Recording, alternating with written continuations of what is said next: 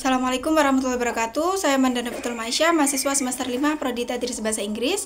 Dan pada kesempatan kali ini saya akan menjelaskan materi pertemuan ke-7 pada mata kuliah Quantitative Research dengan tema Statistical Test atau uji statistik dalam penelitian kuantitatif. Nah, sebelum kita ke materi, perlu kita ketahui apa itu uji statistik. Nah, jadi uji statistik di sini adalah cara atau metode yang digunakan untuk menguji hubungan, kemudian perbedaan atau pengaruh antar variabel berdasarkan data yang sudah dikumpulkan oleh peneliti. Jadi, tujuan utama pada uji statistik ini adalah untuk membuktikan apakah hasil penelitian kita benar-benar signifikan secara statistik.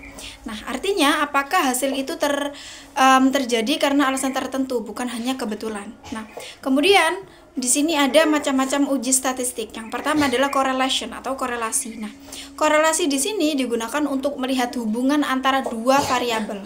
Contohnya, apakah ada hubungan antara motivasi belajar dan juga prestasi siswa. Jika nilai korelasinya tinggi, berarti kedua variabel itu saling berhubungan.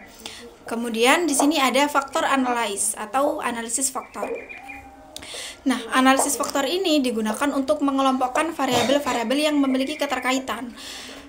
Nah, variabel-variabel yang memiliki keterkaitan ini akan dikelompokkan menjadi satu atau faktor.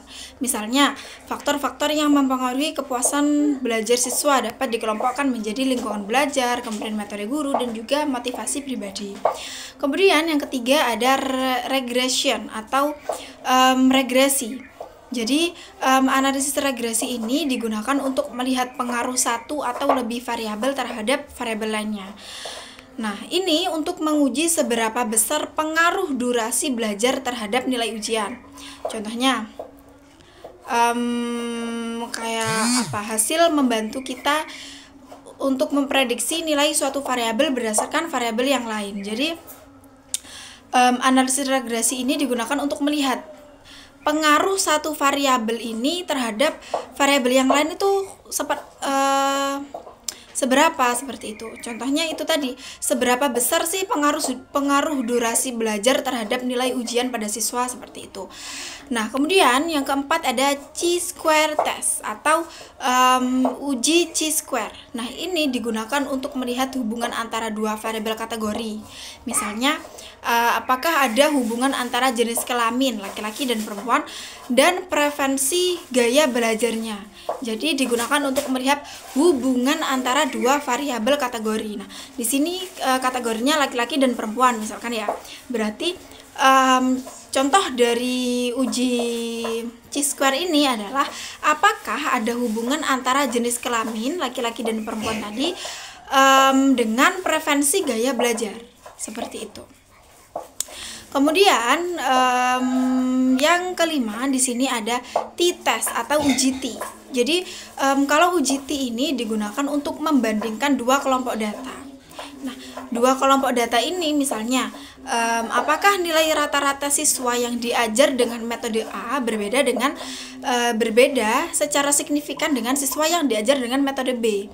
Jadi digunakan untuk uji perbandingan. Jadi membandingkan dua kelompok data. Apakah rata-rata siswa yang diajar dengan metode misalkan audio lingual method ini berbeda sangat signifikan dengan siswa yang diajari dengan metode writing, seperti itu. Jadi metode A dengan metode B. Kemudian yang terakhir di sini ada Analysis of Variance atau ANOVA. Ini sudah kita bahas di pertemuan yang kemarin.